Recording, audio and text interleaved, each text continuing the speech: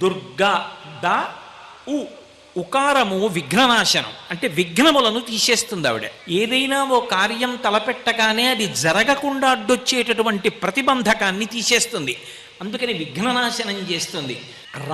రోగనాశనం, శరీరానికి వచ్చేటటువంటి రోగమును పోగొట్టి ఆ శరీరము ఆరోగ్యంగా ఉండి భగవతిని ఉపాసన చెయ్యడానికి కావలసిన శక్తిని అనుగ్రహిస్తుంది. కాబట్టి గత జన్మలలోనూ ఈ జన్మలోనూ ఇతపూర్వం చేసినటువంటి పాపములు ఏవున్నాయో ఆ పాపములు ఆవిడని అనుగ్రహాన్ని పొందడానికి వెళ్ళేటటువంటి మార్గంలో అడ్డొచ్చి ఆవిడ వైపుకి నడవకుండా అడ్డుపడకుండా తొలగిస్తుంది, పాపములను తొలగిస్తుంది. కాబట్టి ఆ అకారము చేత శత్రుభయాన్ని తీసేస్తుంది.